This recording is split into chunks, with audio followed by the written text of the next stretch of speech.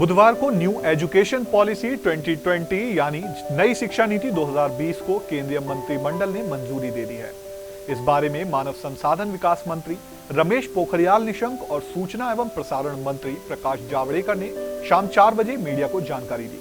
वहीं नई शिक्षा नीति 2020 की घोषणा के साथ ही मानव संसाधन प्रबंधन मंत्रालय यानी MHRD का नाम बदलकर शिक्षा मंत्रालय रख दिया गया है। तो चलिए मेरे यानी सुशांत पाल के साथ आप भी नजर डालिए इस नई शिक्षा नीति के कुछ अहम पहलुओं पर। शिक्षा नीति का इतिहास।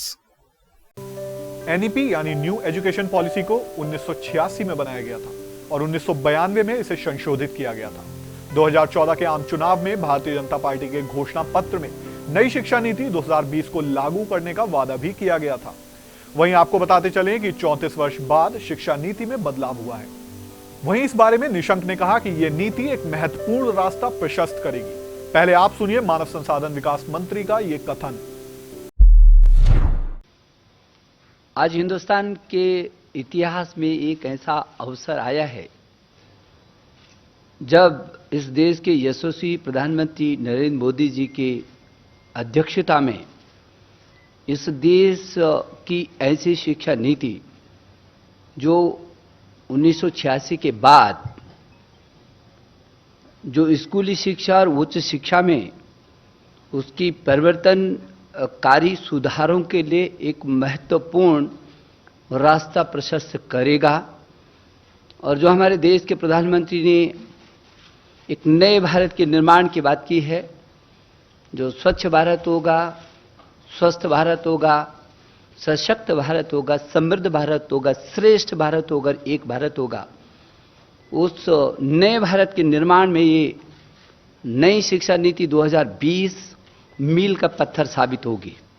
मैं मानव संसाधन विकास मंत्रालय, जो अब शिक्षा मंत्रालय के नाम से जाना जाएगा, उस मंत्रालय की ओर से मैं अपने देश के यशस्वी प्रधानमंत्री जी का आभार प्रकट करना चाहता हूं।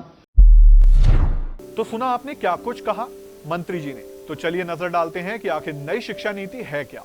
जाने क्या है नई शिक्षा नीति। दरअसल नई शिक्षा नीति 1986 की शिक्षा नीति की जगह पर लागू की गई है। नई शिक्षा नीति 2020 के अंदर 3 साल से 18 साल तक के बच्चों को शिक्षा का अधिकार कानून 2009 के अंदर रखा गया है। नई शिक्षा नीति का उद्देश्य सभी छात्रों को उच्च शिक्षा प्रदान करना है। जाने क्या है नई शिक्षा नीति का उद्देश्य। नई शिक्षा नीति का उद्देश्य 2025 तक पूर्व प्राथमिक शिक्षा यानी कि 3 से 6 वर्ष की आयु सीमा की शिक्षा को सार्वभौमिक बनाना और 2025 तक सभी के लिए मूलभूत साक्षरता और संख्यात्मकता प्रदान करना है। शिक्षा के लिए सार्वभौमिक पहुंच, ड्रॉप आउट्स को पुनः स्थापित करने और शिक्षा के लिए सार्वभौमिक पहुंच सुनिश्चित करने के लिए NEP ने 2030 तक 3 से 18 वर्ष की आयु के सभी बच्चों के लिए मुफ्त और अनिवार्य स्कूली शिक्षा में पहुंच और भागीदारी प्राप्त करने का एक उद्देश्य निर्धारित किया है। जाने क्या कुछ बदलाव हैं इस नई शिक्षा नीति में। नई शिक्षा नीति के तहत अब 5वीं तक के छात्रों को मातृभाषा, स्थानीय भाषा और राष्ट्रभाषा में ही पढ़ाया जाएगा। बाकी विषय चाहे वो अंग्रेजी ही क्यों ना हो, एक सब्जेक्ट के तौर पर पढ़ाए जाएंगे। अब सिर्फ 12वीं में बोर्ड की परीक्षा देनी होगी, जबकि इससे पहले 10वीं बोर्ड की परीक्षा देना अनिवार्य होता था, जो अब नहीं होगा। 9वीं से 12वीं क्लास तक सेमेस्टर में परीक्षा होगी। स्कूली शिक्षा को 5+3+3+4 फॉर्मूले के तहत पढ़ाया जाएगा। कॉलेज की डिग्री अब 3 और 4 साल की होगी, यानी ग्रेजुएशन के पहले साल पर सर्टिफिकेट, दूसरे साल पर डिप्लोमा और तीसरे साल में डिग्री मिलेगी। 3 साल की डिग्री उन छात्रों के लिए है जिन्हें हायर एजुकेशन नहीं लेना है। वहीं हायर एजुकेशन करने वाले छात्रों को 4 साल की डिग्री करनी होगी। 4 साल की डिग्री करने वाले स्टूडेंट्स 1 साल में मास्टर्स भी कर सकेंगे। अब स्टूडेंट्स को MPhil नहीं करना होगा, बल्कि मास्टर्स के बाद छात्र सीधे PhD कर सकेंगे। स्टूडेंट्स बीच में कर सकेंगे दूसरे कोर्स। नई शिक्षा नीति के तहत हायर एजुकेशन में 2035 तक ग्रॉस एनरोलमेंट रेशियो 50% हो जाएगा। वहीं नई शिक्षा नीति के तहत कोई छात्र एक कोर्स के बीच में अगर कोई दूसरा कोर्स करना चाहे तो पहले कोर्स से सीमित समय के लिए ब्रेक लेकर वह दूसरा कोर्स कर सकता है। हायर एजुकेशन में भी कई सुधार किए गए हैं। सुधारों में ग्रेडेड एकेडमिक्स, एडमिनिस्ट्रेटिव और फाइनेंशियल ऑटोनॉमी आदि शामिल हैं। इसके अलावा क्षेत्रीय भाषाओं में ई-कोर्स शुरू किए जाएंगे, वर्चुअल लैब्स विकसित किए जाएंगे, साथ ही एक नेशनल एजुकेशनल साइंटिफिक फोरम भी शुरू किया जाएगा। काफी बड़े पैमाने पर जुटाई गई थी राय। केंद्रीय मंत्रिमंडल के द्वारा नई राष्ट्रीय शिक्षा नीति 2020 को मंजूरी दिलाने के लिए विश्व की सबसे बड़ी परामर्श प्रक्रिया चलाई गई थी।